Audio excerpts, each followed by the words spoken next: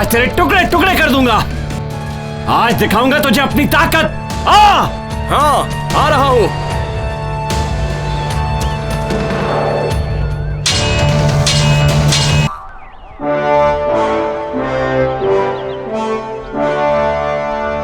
जी महाराज। स्वयंवर में पहले कुटी मध्यस्थ साम्राज्य के राजा राम गोपाल राव की पट्टनम युवराज चेन्नकेशवराज के बीच स्पर्धा होगी।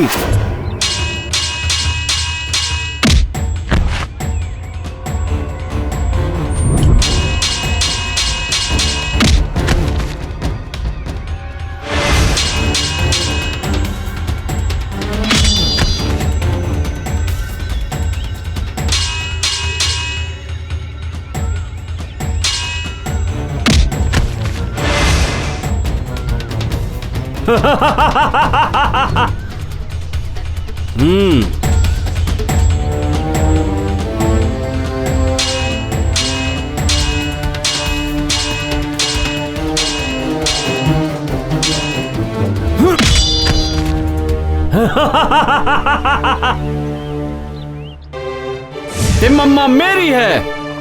मेरी विजय की जयकारे लगाओ। मैं हूं सबसे बड़ा वीर।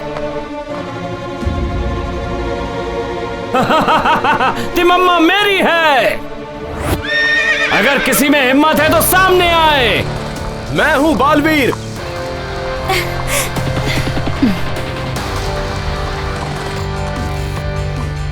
तू आ गया? आजा। आज तेरे टुकड़े टुकड़े कर दूंगा। आज दिखाऊंगा तुझे अपनी ताकत। हाँ, आ रहा हूं।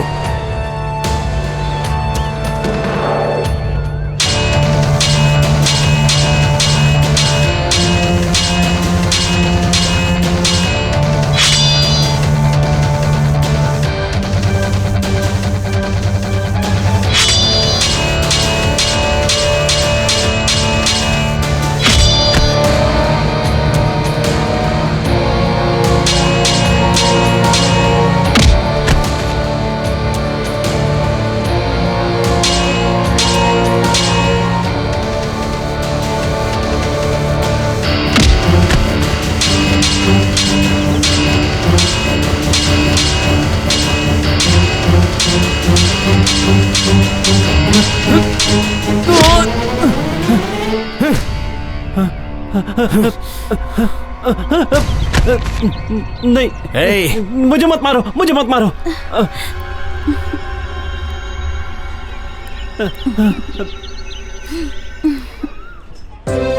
बालवीर की जय, बालवीर की जय, बालवीर की जय, बालवीर की जय, बालवीर की जय, बालवीर की जय, बालवीर की जय, बालवीर। महाराज जी हमारी भी शादी करवा दीजिए।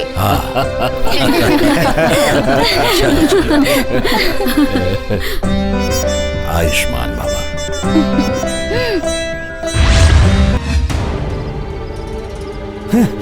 पिताजी, मैं अब जीना नहीं चाहता। उस बालवीर से पराजय को मैं भूल नहीं पा रहा। तिम्मामा के बिना मैं जी नहीं सकता। मैं स्वयं को आग लगाकर भस्म कर दूंगा। वही काम कर। ऐसा क्यों कह रहे हो कुमार? तुम्हारी उम्र 100 साल तक होगी। बाल बच्चों के साथ खुशियां मनाओगे तुम? ऐसी बातें शुभ नहीं है। मंत्री जी, आप ही समझाइए इसे। हाँ युवराज, तिम्मम्मा से विवाह नहीं हुआ तो क्या इस लोक में सुंदरियों की कमी है क्या? नहीं है मंत्री। मेरे मन में तिम्मामा बस चुकी है। मैं किसी और को स्वीकार नहीं कर सकता। तुम्हारे लिए तिम्मम्मा ही नहीं, कोई दासी मिल जाए तो बड़ी बात है। तिम्मम्मा का विवाह हो चुका है और पराई स्त्री के बारे में सोचना महापाप है। आपकी इन्हीं बेकार बातों ने तिम्मामा को मुझसे दूर कर दिया है। बालवीर को उसी दिन जंगल में खत्म कर देते तो आज ये दिन नहीं देखना पड़ता। ये विधि का विधान है कुमार। हाँ युवराज, शादियाँ तो स्वर्गलोक में ही निश्चित हो जाती हैं। उसको बदलना किसी के बस की बात नहीं। तिम्मामा से मेरी शादी नहीं हुई तो क्या हुआ, लेकिन मैं उसे पाकर रहूंगा। अरे दरिद्र, उस बालवीर का अंत करके तिम्मामा को अपना बनाऊंगा। अरे बाप रे, ये अच्छी बात नहीं है। वो विवाहित है पुत्र, ऐसा सोचना बंद कर दो। आपकी बेकार की बातें सुनकर मैं रुकने वाला नहीं हूं। आज से उस बालवीर को खत्म करके तिम्मामा को पाना मेरा एकमात्र लक्ष्य है। दूसरों की औरतों पे बुरी नजर रखने वाले मिट्टी में मिल जाते हैं युवराज। सोचना बंद कीजिए मंत्री जी, और अब कोई नई व्यूह रचना कीजिए। देता हूँ तुम्हारी मौत के लिए अच्छी सलाह देता क्या हूँ। कहा? कुछ भी नहीं युवराज जी। सुनिए जी, दूध लाई हूँ। अच्छा ये बताइए कि मेरे पास क्या है? तुम्हारा ये तरुण सौंदर्य। नहीं, वो नहीं, आपको देने के लिए मैं कुछ लाई हूँ। तुम्हारा हृदय। सच में बहुत चालाक हैं आप। मेरे पीछे क्या है ये बताइए। वो तुम्हारा हृदय तिलक है। अच्छी ठीक ठीक बताइए ना। ठीक है। ये देखिए। अरे ये तो मेरे जैसा ही है। इसे मैंने बनाया है।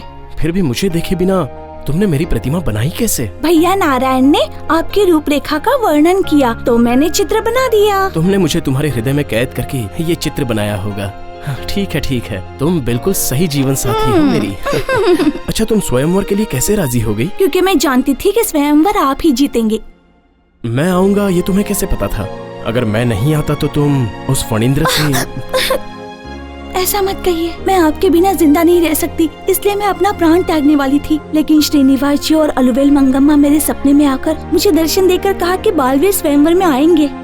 भगवान श्रीनिवास पर भरोसा रखकर ही मैं इस स्वयंवर के लिए तैयार हो गई जी। तिम्मम्मा, मेरी बातों से अगर तुम्हें दुख पहुंचा हो तो मुझे क्षमा करना। सुनिए जी, आप ऐसी बातें करके मुझे शर्मिंदा मत कीजिए।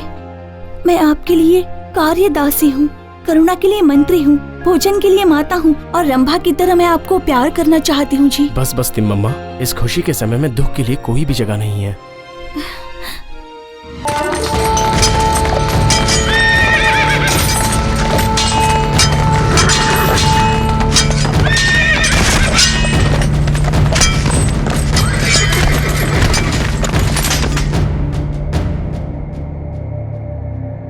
आप विजयी होकर आए इसीलिए पूरा गांव जीत की खुशियां मना रहे हैं। इतना ही नहीं, चक्रवर्ती जी ने आपके धैर्य और साहस को देखकर ये हीरे और जवाहरात आपको भेंट में दिए हैं। फिर भी आप इतने उदास क्यों हैं जी? तिम्मम्मा,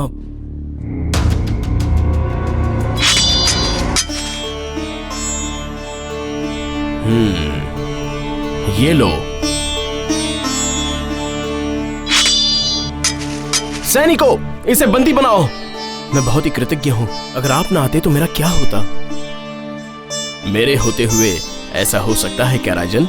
मतलब आप विजयनगर साम्राज्य के प्रभु ने तुम्हारी मदद करने के लिए ही मुझे यहाँ पर भेजा है। आपका राज कौन सा है? हमारा चंद्रगिरी राज है। मेरा नाम है वेंकन बाबू। मैं तिरुपति वासी हूँ। आपका मस्तक तिरुनाम बता रहा है कि आप तिरुपति वासी हैं। ये नारायण कहाँ चला गया? युद्ध खत्म होने के बाद जब उनके बारे में पता किया तो ऐसा कोई आदमी नहीं है पता चला। ये सब मेरी पूजा की महिमा है जी। सुनिए जी, जब आप युद्ध भूमि पर युद्ध कर रहे थे तो मैं तिरुमलेशा की पूजा कर रही थी। मेरे श्रीनिवास जी ने ही अपना साथ देकर आपको विजयी करवाया है। हाँ तिम्मम्मा, मेरे रहते हुए तुम्हें कोई तकलीफ नहीं होगी ये भी बताया। तब मेरी समझ में आ गया। मैं उस भगवान को पहचान नहीं पाया। मुझे क्षमा करना स्वामी श्रीनिवास जी। ओम नमो वेंकटेशाय। सुनिए जी, आपकी विजय और हमारी शादी का कारण ये श्रीनिवास जी हैं। इसीलिए मैं अपने मायके से ये श्रीनिवास जी की मूर्ति लेकर आई थी।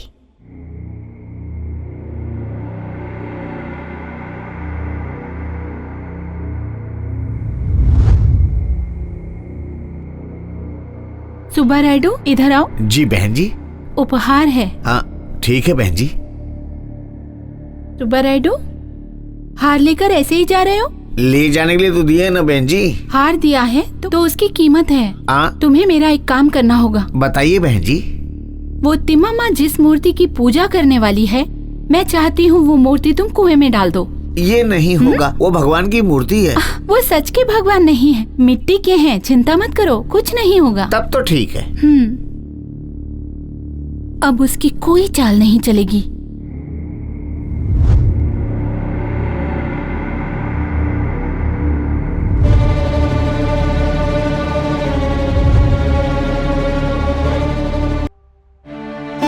बेटा वेंकटराव।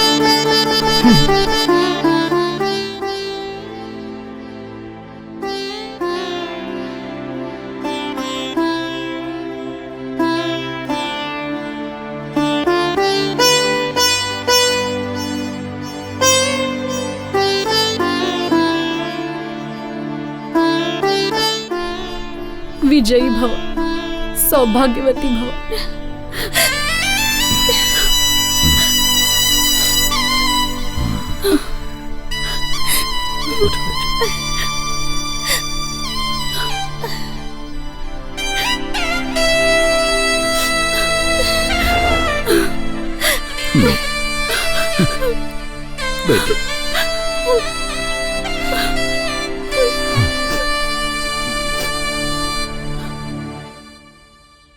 आपके आने का कारण? युवराज, ये लीजिए, विजयनगर से आपके लिए ये संदेश आया है। हाँ, ये क्या? विजयनगर के चक्रवर्तियों के खिलाफ जाने वाला कोई है क्या? मंत्री जी, इसे पढ़कर सुनाइए। अभी पढ़ता हूँ। बाहुमनी सुल्तान फिरोज शाह ने पेदाकामुटी वेगना से हाथ मिलाकर विजयनगर पर हमला करने के लिए सेना के साथ नगर को चारों तरफ से घेर लिया है। हमें ये बात गुप्तचरों से पता चली है। उनसे युद्ध करने के लिए आपको प्रधान सेनापति नियुक्त किया गया है। सभी सामंत राजाओं, संस्थाधीशों, दंड नायकों को आपके आदेशों का पालन करना है, ये आदेश जारी किया गया है। सुबह होने से पहले पेंडुगोंडा पहुंचकर आपको जिम्मेदारी स्वीकार करने की आज्ञा दी गई है। विजयनगर सम्राट। ये क्या है? उस बहामनी सुल्तान से युद्ध है? बालवीर को इतनी बड़ी जिम्मेदारी सौंपे? बड़े पिताजी, चक्रवर्ती जी ने हम पर जो विश्वास रखा है उसे व्यर्थ नहीं होने देंगे। हमें जिम्मेदारी नहीं भूलनी चाहिए। ऐसी बात नहीं है बालवीर, तुम अभी बहुत छोटे हो। सासू माँ जी, आप इन्हें निरुत्साह मत कीजिए। वो अच्छा राज्य है, ऐसे समय में इनके कदम पीछे नहीं हटनी चाहिए। ये अपने कार्य में जरूर विजयी होकर लौटेंगे। सोचिएगा मत, आशीर्वाद दे दीजिए। मामा जी, मेरा विवाह हुए काफी दिन हो गए हैं। खाने पीने और मनोरंजन के लिए कितने दिन तक ससुराल में रहेंगे? गोटी वेलू में मेरे बड़े पिताजी के लिए फणींद्र उनके बगल में भाला बन गया है। मैं जाकर उसे पाठ सिखाऊंगा, और वैसे भी हमें राजा होने की जिम्मेदारी निभानी है, इसलिए मैं कल ही गोटी वेलू जाना चाहता हूँ। बेटा, तिमामा के बिना मैं एक भी दिन नहीं रह सकता हूँ। हमारे पिताजी ही नहीं, हम लोग भी उन्हें एक दिन भी देखे बिना नहीं रह सकते। भैया, ऐसी कौन सी बात है? शादी हो जाने के बाद लड़की का असली घर उसका ससुराल होता है, मायका नहीं भैया। शादी होने के बाद मायके में रहने का मन नहीं कर रहा क्या? दादी माँ, ऐसा मत बोलिए। अपने पति के साथ साथ चलना ही पतिव्रता धर्म का पालन होता है। शादी के बाद सारी पतिव्रताएं अपने पति के साथ ही चलती हैं, और मैं भी यही करना चाहती हूँ। सही कहा ना मैंने दादी माँ? पिताजी, मेरी एक इच्छा है। बोलो बेटी। आंजनेय शास्त्री जी को हमारे साथ भेज दीजिए, ताकि वो हमें पुराणों का ज्ञान दे सके। पिताजी। ठीक है बेटी।